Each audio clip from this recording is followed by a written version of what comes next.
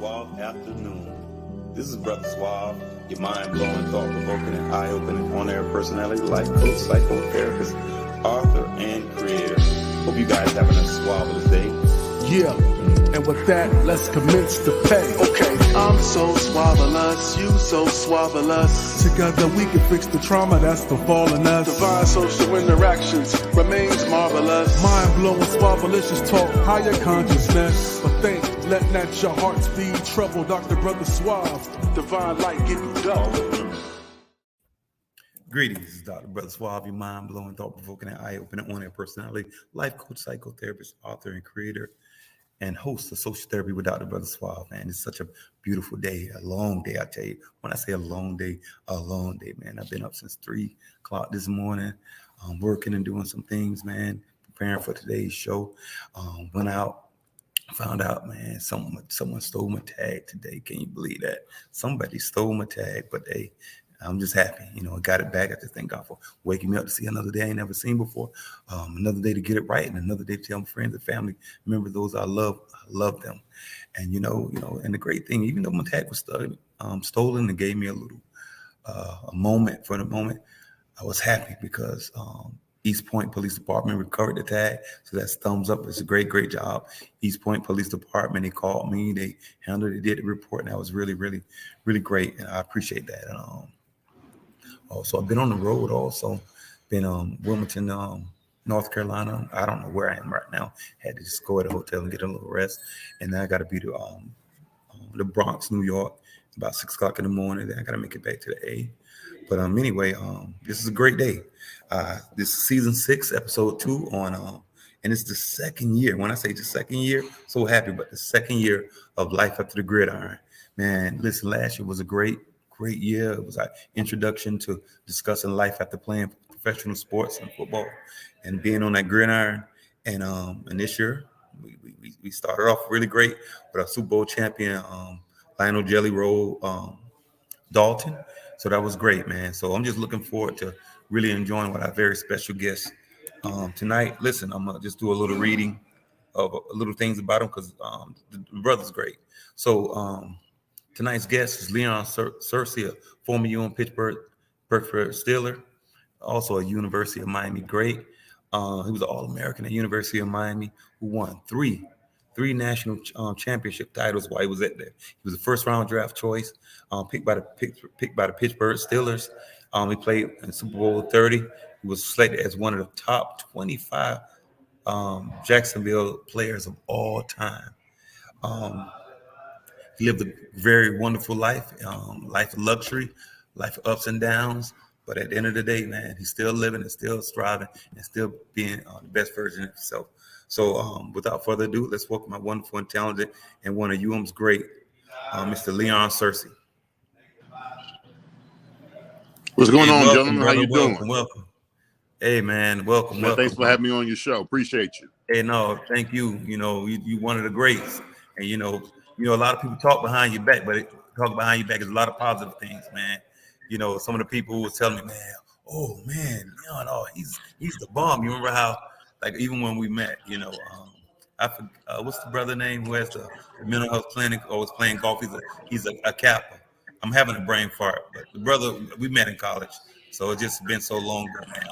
But just thank you, man. Just thank you for showing up. I know last year we was having you, this was going through, I think, some things, and all I know is when you think positive things come out. Sometimes people rush, oh man, you just have to understand. People it's called divine timing. Divine timing, absolutely. And so I just want to break the ice by just asking you a little about yourself and your humble beginnings. Okay, well, I'm Leon Searcy Jr. I was born in Washington, D.C. My mom and dad were, I could give you a nice little story how I ended up in D.C. My mom was an educator. My dad was a former Black Panther. And my mom and dad met in Manchester, Georgia. My mom was the first Black teacher in an all-white school in Manchester, Georgia. She was appointed by Lyndon B. Johnson to be the school teacher in an all-white school in Manchester, Georgia. And my dad and my mom met in Manchester because my mom was the educator and my dad was the active in civil rights. My dad was trying to integrate a lot of the stores and coffee shops and cafes in Manchester. So my dad and my mom kind of were tied in together because of some of the efforts that they put into Manchester, Georgia. They ended up getting together and getting married, and they got up out of Manchester and moved to Washington, D.C. And that's where I was born. I was born in Washington, D.C., Southeast D.C., in City Line Towers. At City Line Towers, I grew up there, and then I ended up moving to Landover, Maryland, where most of my childhood was. In my book, I speak kind of vividly about my times growing up. A lot of people assume that just because you grew up in the hood or the ghetto or in the projects that you may have had a bad childhood, but I did. My parents, both of them, worked hard to make sure to ensure that for the vast majority of the time, I didn't even know I was poor when I was growing up, because my parents always provided, they always worked.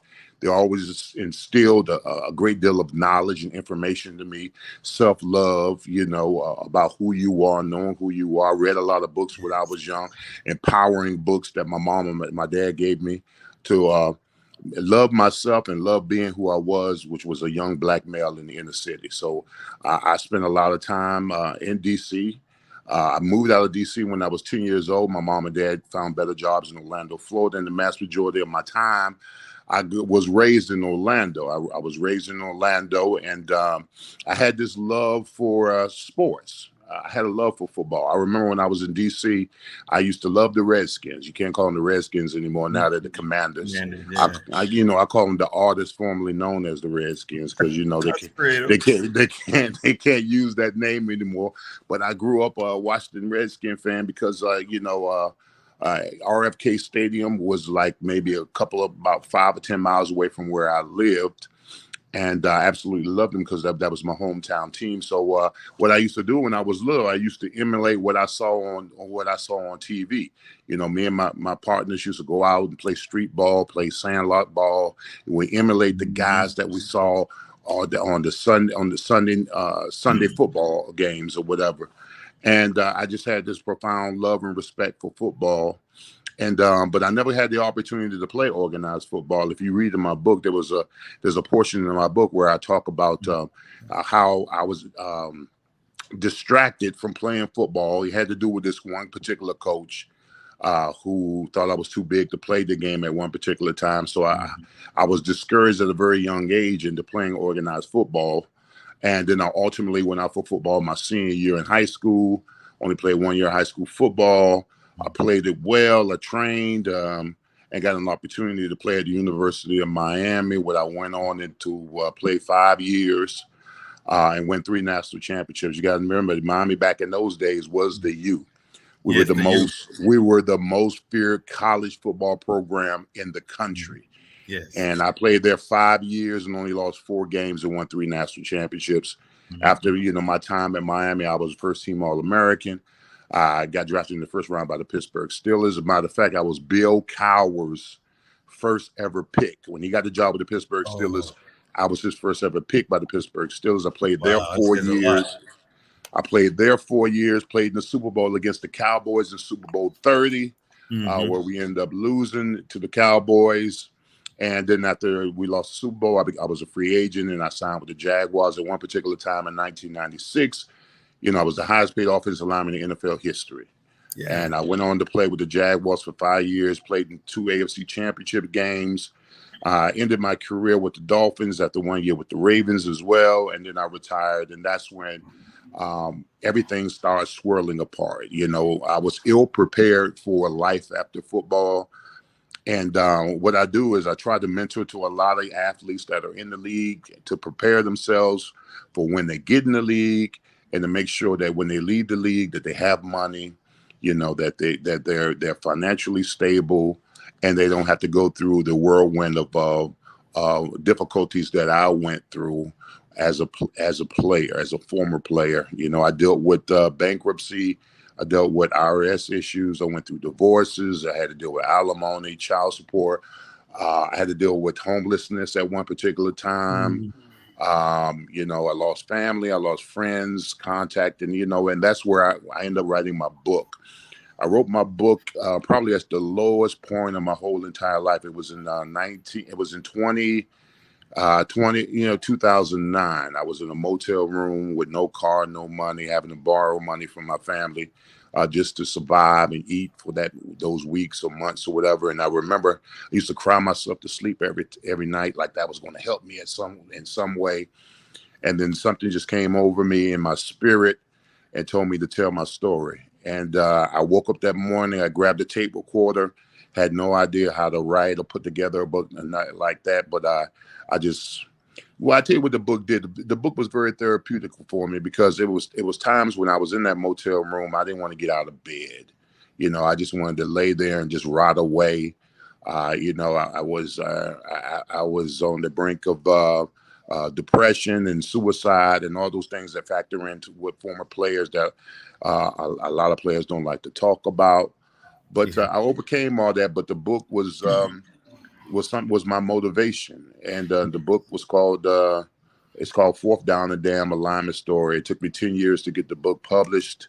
I went through a lot of publishing companies that loved the absolute premise of the book, but they thought the book was too raw and too real, and they wanted me to take stuff out, and I refused to do that because I wanted to present my life in full throttle and not be a Disney film, because my life was not a Disney film.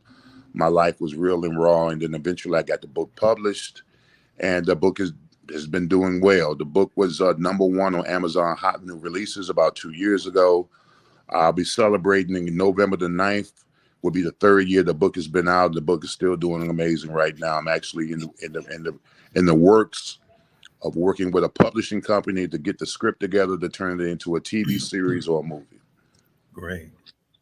That's a lot. That's a lot to digest now. Yes. Hey, I'm laughing because I was like, okay, I know I was going to answer that. So I was like, okay. I mean, you said a lot. But the thing is, it was when you said about, you made me reflect about some things, and people don't understand what you go through. You can have so much fame, recognition at one point, but not understand you have these high points and these valley lows, and people don't understand, what you go through in terms of the thoughts, the depression, and those things. It could be a lot of challenge, but one thing about it, when you have a solid foundation, you reflect back on mom and dad and how much they believe in you, and they taught you about self-love and having good love for yourself. Man, you can overcome anything. See, the thing is, you had that foundation, and that's that intangible. That's the things that they said, je ne sais quoi. It's something about that that was built, but you was able to overcome. Well, I'm gonna tell you what really, when I reflect on those days back when I was struggling and trying to survive, so to say, and it's difficult for people to assess being in survival mode, and just survival mode. I was in survival mode, not knowing where I was going to eat, when the next bill was going to come, and I think the biggest thing that I did is that I had to deal with myself.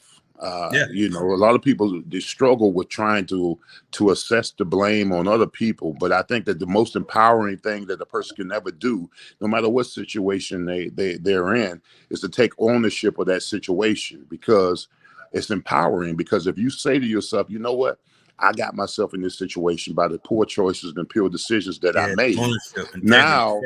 Now you take the power away from anybody else and you empower yourself, because if you made those same bad decisions, now you can make the right decisions to get you out of the situation and predicament. See, when I stopped blaming other people for the situation that I was in, and I took ownership for it and accountability, then I knew that I could go on and move forward into making the right decisions to get myself out of that situation. The reason why I'm here speaking to you today is because I took ownership and accountability for all the mistakes and all the people that I associated myself with.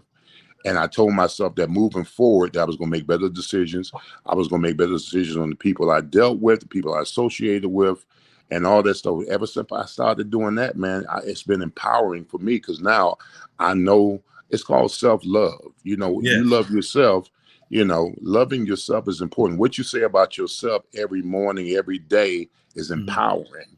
And if you use those words appropriately, man, it can motivate you to do almost anything you put your mind to. Absolutely. You manifest these things into reality.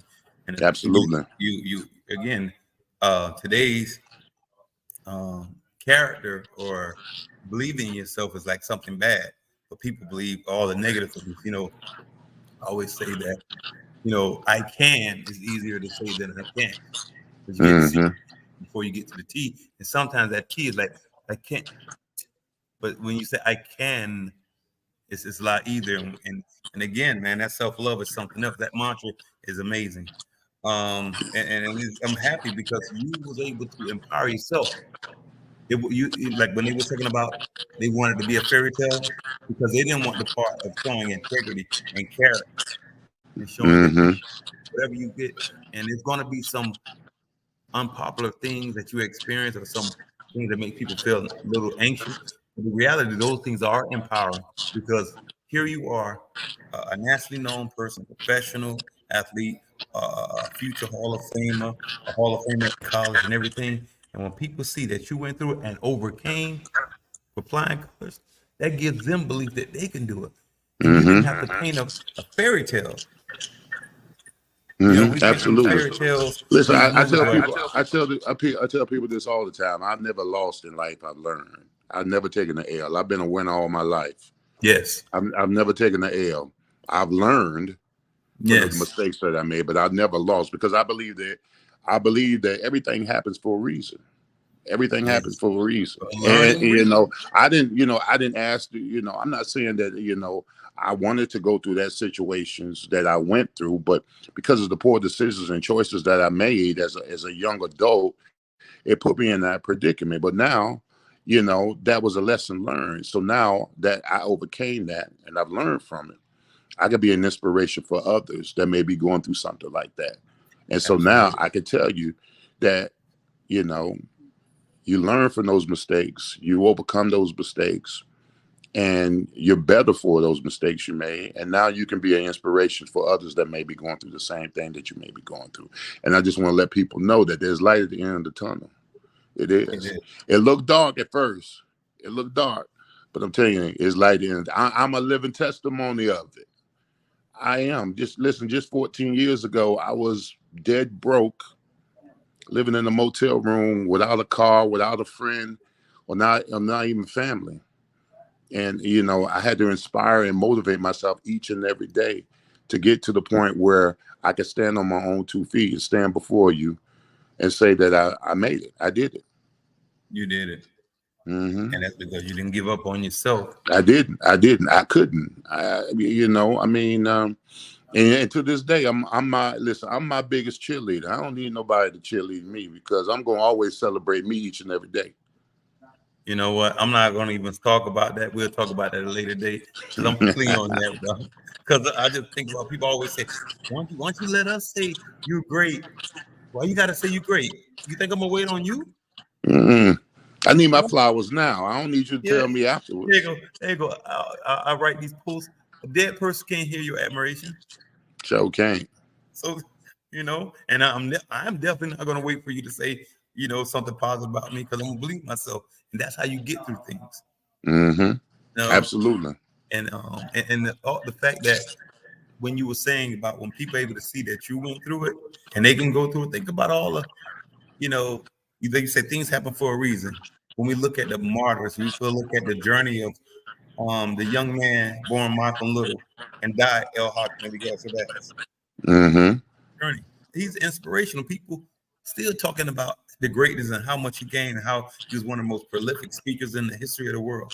That was a journey. Mm-hmm. And he has inspired people and he's been gone for years, over 50 years. So hey, your story is inspirational, it's motivating, and when people learn that nobody's beyond going through hardships, it's just a matter of these tests that you go through, and hopefully they can become testimonies. Mm-hmm. Yeah. So Exactly. I know you went through some of the things. I just want to recap on some of them. So being a winner, being a great athlete, you know, man, how was that that Super Bowl loss, because it was like really one of the first really major losses that you have had in Yeah, in a minute. You know, you've been a winner. You yeah. know, and you've been winning. You know, Well, well, I tell you this. Well, listen. I learned how to be a champion at the University of Miami. yes. I had, before I get to the Super Bowl, I learned how to be a champion at the University of Miami. My coach for the first 2 years was Jimmy Johnson. And Jimmy Johnson was a stickler. I mean, he always had these catchphrases that always rang near and dear to your soul. And Jimmy Johnson used to say, anybody can be ordinary, but it takes courage to excel. The one thing that Jimmy Johnson was emphatic upon was that being great. Yes. I can tell you a story on my on my signing day.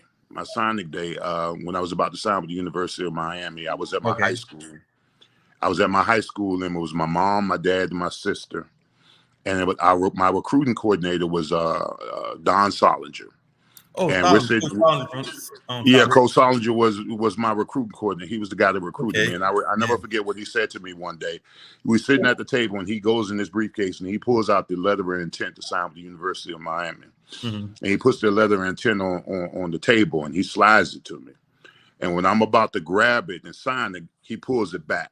And he looks at me and says, Leon, he said, understand this. He said, Leon, if you're not good, you won't play. And he said, if you're not great, don't come. And that right there always rings true to me when I think about it, because he told me straight up, he said, if you're not great, don't come. That was the standard. That was the standard at the University of Miami at my particular time. If you're not coming there to be great, we don't want you. Yeah. And if you're not good enough, you're not going to play. So, I mean, I learned my greatness was instilled in me very early, in my young football career when I was at University of Miami, and being great. That carried over when I went to the pros. And it was insufferable when I lost the Super Bowl. Yeah. I mean, because I couldn't imagine I had been winning all my life. Yes. So I won championships. I've been winning all my life, and the assumption to me was there's no way we're going to lose to these Cowboys. And when we lost to the Cowboys, it was the most devastating loss that ever occurred in my whole career, because we were on the brink of something great, and then not to accomplishment was just so disheartening. So, I mean, that was the most devastating loss that I ever occurred, losing to Cowboy. And then the fact that most of the Cowboy players on that team were guys I played with at Miami. Yes, I was going to say. Michael Irvin, Russell Merrill, and Darren Smith. Yeah. I mean, all those guys I played with at the University of Miami. I mean, so that may have softened the blow a little bit. But I was like, the hell with that. They already got 2 rings. What they need 3 for? Shoot, they had already won back-to-back championships. Three championships was just being greedy. He just being greedy now. That's all. Yes. Leon wanted his ring, because I wanted it. I absolutely wanted the ring. Yeah, they show that ring off. They do. And what's the crazy part? I'm gonna tell you the crazy part about losing to the Cowboys is that I was supposed to be a Dallas Cowboy. On draft day in 1992. The Dallas Cowboys were at my house. They were the first team to call me. That they said they were going to draft me in the first round of 1992, but the Steelers took me earlier before them, because the Steelers had the 11th pick and the Cowboys had the 17th pick. But Jimmy Johnson called me 9 o'clock in the morning and told me I was going to be a Cowboy. And you want us to go find Jimmy Johnson and do something to him, or we just Jimmy's my guy. I love Jimmy Johnson. I'm saying, but we want you to get that ring. So you sure? Listen. As much as I adore that championship ring, I think I know I made the right decision when I played with the Steelers. I absolutely loved being a Pittsburgh Steeler. Everything about it.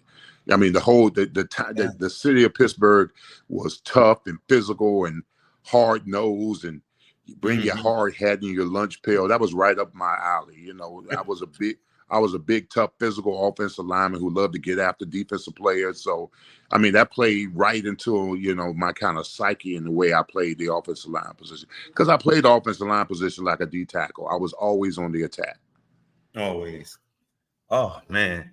Hey, listen, what we're going to do is going to come back, but we're going to go into station identification. We'll be right back with our special guest, Leon Searcy.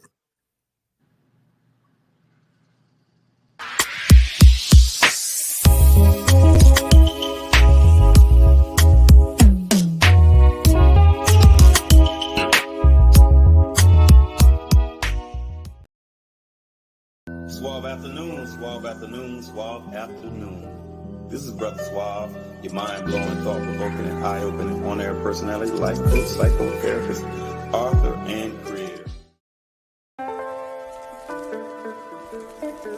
So it is so many benefits to being proactive. I remember during the recession, you know, I would hear people saying, listen, I need a job. And they wouldn't hire people who need it. And the person, they hired a person who had a job and they applied for another job as opposed to I don't have a job. And that's time to look for a job is when you already have one. Yes, yes. And again, Brother Frederick was saying this, I try not to get so caught up on religious philosophy and how spiritual are, but a foundation is so important because it gives you some morals and values, no matter if you're Muslim, a Catholic, or a Jehovah's Witness, or a Christian, or a Baptist, or whatever. You have to have respect. You can't do that. You can't do that stuff. You know, and so we teach them emotional intelligence, teach them how to think about things before they react. Can't be impulsive. Need someone to learn behaviors as you listen. And just remember, great minds reach great places. I love you. I mean it. Bye-bye.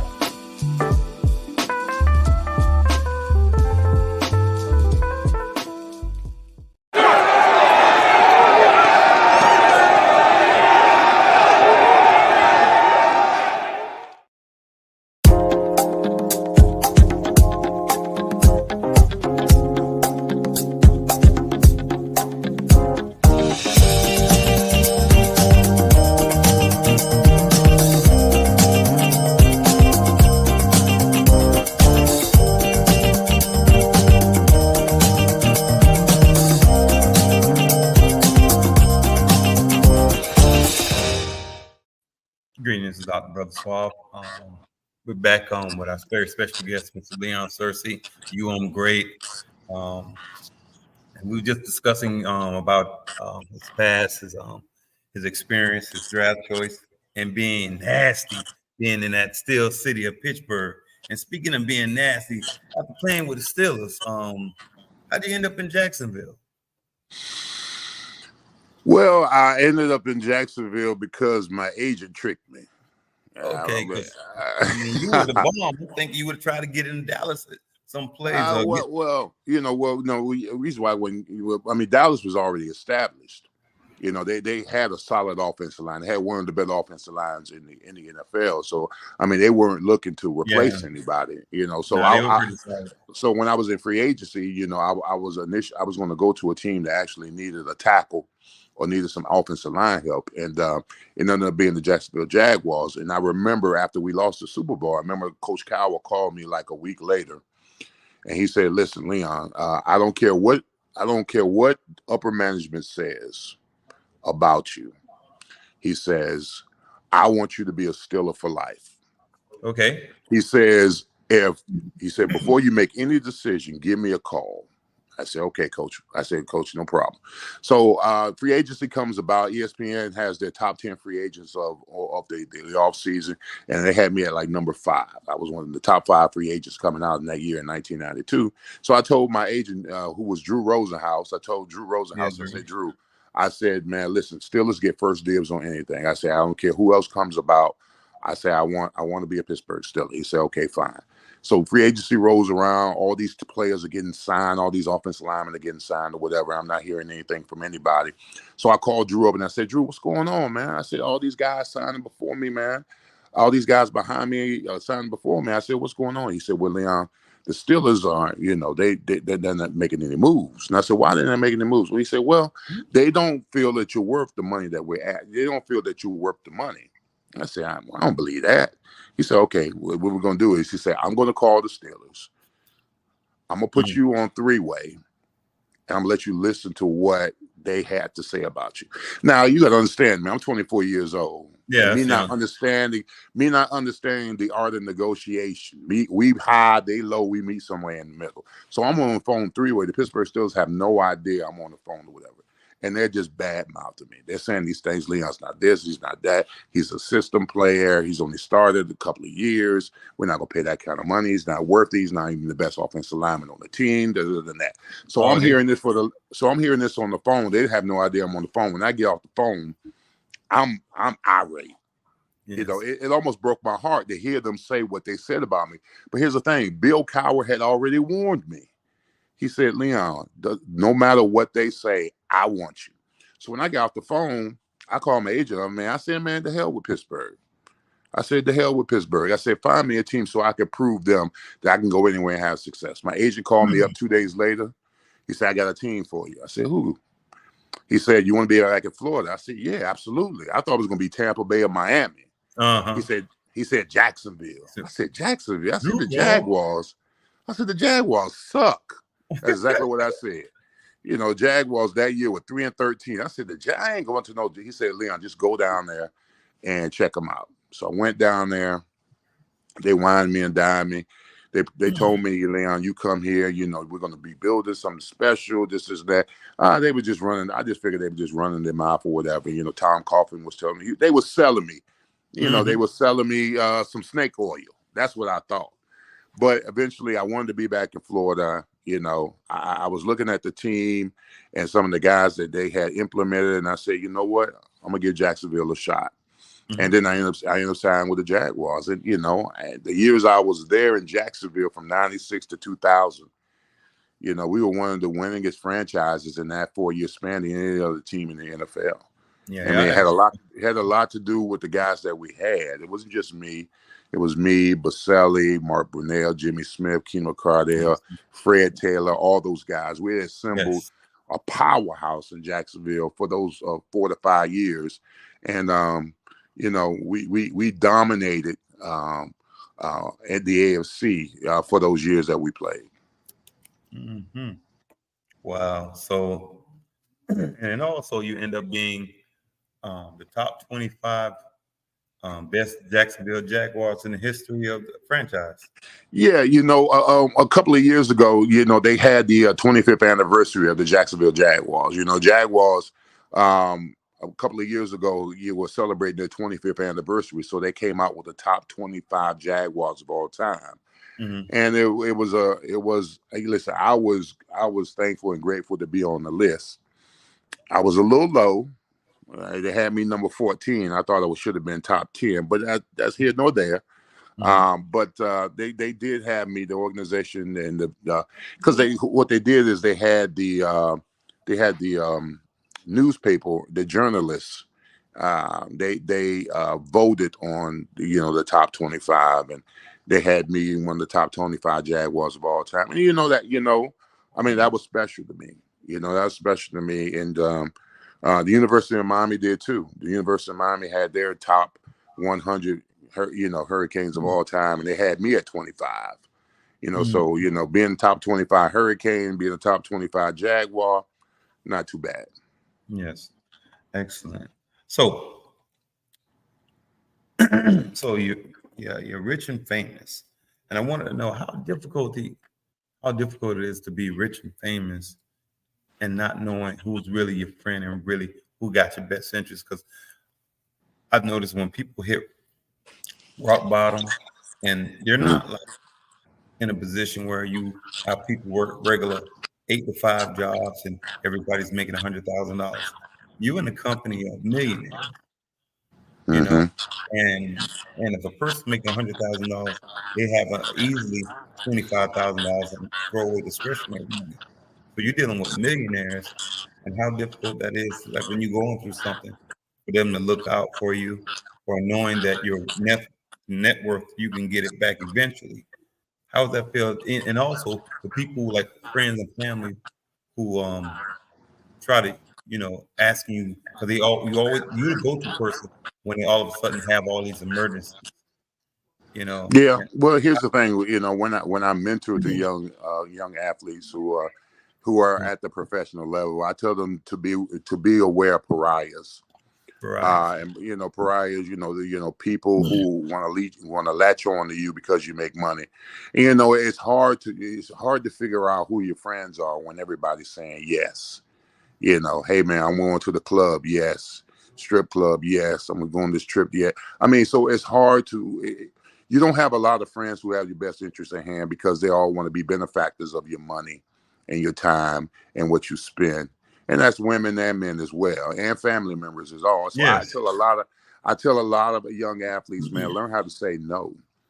Learn how to say no. I mean, because here's the thing: there's so much noise that's going on in the world that sometimes you don't have time to hear the whisper, because you have an inner voice. You have a voice. I always tell athletes to find quiet time away from all the noise and all. And if you listen carefully, that inside voice will tell you what you need to do. But the problem is, guys they're circumvented by so much chaos that they can't find a quiet place to just think, because they got so much going on. So yeah, you've just got to ask for discernment. You got to ask for a discerning spirit to where you have the right people around you, because too often there's a lot of people that are in the business of taking away business from you. I mean, whether it be family members, whether it be friends, whether it be women, whether it be agents, financial guys, real estate guys, tax guys. You just got to surround yourself with the right people that got your best interests at heart. If not, you're going to find yourself in a situation when your career is over, you're going to be left with nothing. And the sad thing about it is, I mean, the statistics speak for themselves. When 78% of the guys who leave the NFL broke. Yeah. And then when you think 78% of the guys who leave the NFL broke, and 82% of those guys are black men. The NFL is made up of 82% of black males. Yes. And the thing is, my mentor on there, Brother Wally, and and it's a blessing that when you be around so many associates and friends of mine, and I'm just happy to see them win, because they're doing okay. You understand? They're doing Yeah. okay, and taking into consideration that the kind of money that they made is nothing in comparison with the kids are making these days. But these people, because they made wise choices and they learned to say no. You have to say no, because at the end of the day, well, I also tell players the biggest investment you can ever make is in yourself. Yes. Yes, that's the biggest investment you can ever make. If you just sit down, I mean, you sit down and learn from yourself about finances, learn for yourself about investing, real estate, all those kind of things. It doesn't take that long. I mean, it doesn't take that long to self-educate yourself on some of the dynamics of financial.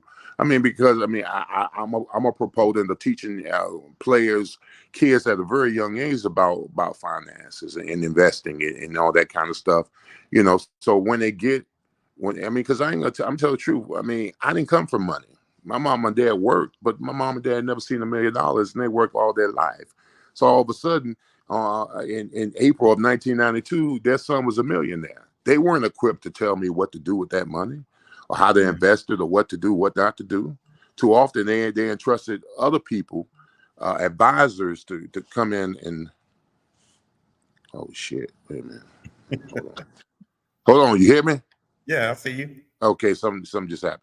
Yeah, too often, they leave that in the hands of other people, and because they're ill-equipped to teach me how to do it. So I tell a lot of players to learn about finances and investing and all that kind of stuff, while you're in middle school or even in high school. Yeah, it's funny. Just today, I was posting something about ignorance. As not having the best internet connection, I was going to read it, but obviously I can't. But it's like you're born in ignorance, and you're living in ignorance, and then you die in ignorance. You know, Mm, like at this stage in the game, I just think that each generation should get better and better. But it seems like in our community, we may take 2 steps up and 4 back, so we end up still being in the negative. You know, mm-hmm, and I think when people are telling their stories, this is an excellent opportunity to learn from it and don't repeat the patterns. And this is sometimes when I say patterns of repetitions, insanity cycle, and generational curses. You know, mm-hmm, some got to listen because when people open up and tell their story, I mean, they're telling it from a place of sincerity. They're telling it because they really want you to learn a lesson, not repeating what they went through. Because these mm-hmm, kids now, and that's what I was asking about being famous because these kids are making a heck of a lot, even more money, than you guys made. And you guys mm-hmm. made plenty of good money, but these kids are making. You see, I mean, whoever thought a quarterback would make $200 million? I remember Warren Moon was making, I think, 5 million in 5 years. I remember, and that was high back then. Mm-hmm. Yeah. We talk about $200 million. That would cover a whole team back in the days, you know. So it could be challenging. So I'm going to ask a few questions dealing with how did you find redemption? What was that? Oh, Those, well, I mean, I found the redemption. Like I was saying earlier, my book was very therapeutic. Uh, it allowed me to look back, to assess my upbringing, the life lessons that my parents instilled upon me. I was Mhm, able to reference that kind of stuff. And what I didn't realize is that every morning that I got up to work on that book, it was inspiring me. Like I said, it mhm, gave me a reason to get up every morning. And I would go outside my motel room, and I would have a cigar, and I would just start talking. I would be talking in the tape recorder, and I found redemption in just when I started just believing in myself again. mhm,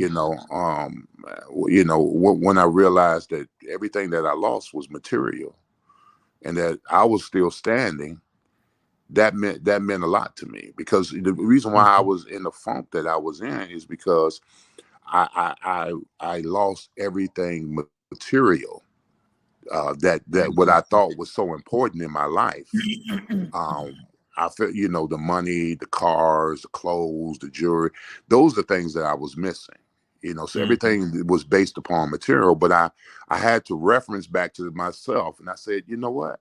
I mean, I got those things believing in me. I mean, those things were lost, but I was found. yes. So I was able to reconnect with myself once I lost everything, Mhm, and to really deal with what was important to me, and that's getting myself back on my feet, getting myself back together. So that was my redeeming part, when I realized that everything I lost was material, and I'm in this funk because I lost a car, clothes, money, women. I was like, what is that? I said, but I'm still it's- here. So once I realized that I was still standing, I knew I mhm, could. I know I could continue on. mhm. So speaking of cigars and the Mm. book, I mean that's what you're doing these days, having Yeah, cigars. well, yeah, that's what I'm doing now. I'm in Yes, Jacksonville now. I have my own sports talk radio show. yes. It's on 1010 XL or 92.5 FM. It's the flagship station of the Jaguars. This is actually, I'm celebrating my 5th year on with my own radio show in Jacksonville. Oh, look at Um, you. 10, and 10. This is my 5th year with the radio show. Like I said, my book has been ongoing now. November 4th will be its 3rd year in circulation, and it's still doing well. And then my cigars. My cigars are underneath the Howard G cigar brand. Yes. Howard G and Ike Taylor. Ike Taylor is a former professional football player with the Steelers, a two-time Super Bowl champion with the Steelers. So me, Howard G, and Ike Taylor are mutual partners in our own cigar brand. We've been in the business now 4 years. All our cigars are based out of Nicaragua. We've got 11 different blends, and we're in 17 states and over 72 cigar lounges. Okay, it was I'm looking for, it was something you sent me earlier. So if anybody's interested in cigars, again, it's the howardgcigars.com. If you want to, Yeah, you can go to howardgcigars.com. We've got 11 different blends. We've got the Black Moses, we got the Magic Stick, the All Pro, the One of a Kind. We've got the Perfect Round. I mean, we've got 11 different blends of our cigars. 11 different blends. This depends on what taste. It's all about your palate. You like a medium, mild, or bold, and we can cover all the aspects of your smoking pleasure. all right. And also, how do, let me see, and also you sent me about how do you get the book? If this is tenure. Well, no, you can go to Amazon.com. And you can type in the book's name, Fourth Down the Dam, or you can type in my name, Leon Searcy, and the book will pop up. All right. Okay. You guys need to support the brother on his cigars. As you say, he got different 11 different flavors, flavor of the month. We got 12 months. You can double up on 1 month. And also make sure that book, listen, one thing, hold on. I don't know what happened myself. You hear me? I hear you. Oh, mine just anyway, something came up. So listen, support the brother, but also understand this story that he's telling, a story of redemption. We all can learn something, I'm telling you. And I appreciate you coming on, man. You came through, man. I appreciate you. And what was unique about this, normally I ask so many different questions, but it was like I almost wanted to end it after you told it, because it was like just for me to sit down and just listen and take it in, because anybody know me, I'm a crybaby, so I'll probably cry tonight because it was so much that resonated with me in terms of my life and my story. And I know how it is. Michael Bay said, "Men cry in the dark," because I did a lot of crying, survival mode, trying to make a comeback. So I appreciate you, because the reality is we're not on this planet by ourselves, and we're not the only one going through stuff. So we have to believe in ourselves and love ourselves so much. So that's right, self-love, brother. Thank you so much. So, man, listen, you guys. I hope you guys enjoy life after the gridiron, and thank you, brother Searcy. And so, just thank you. Every Wednesday at 8:30 p.m. Eastern Standard Time. So just remember, great minds reach great places. I love you. I mean it. Bye-bye.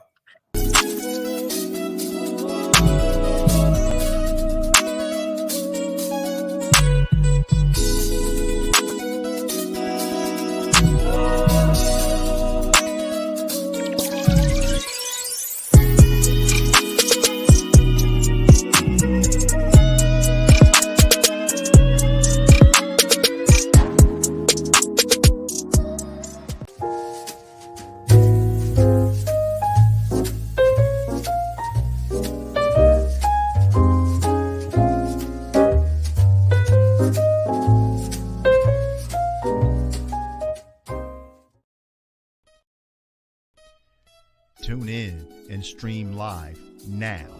Social Therapy with Dr. Brother Suave, the podcast, is now being broadcast on NPN Voice.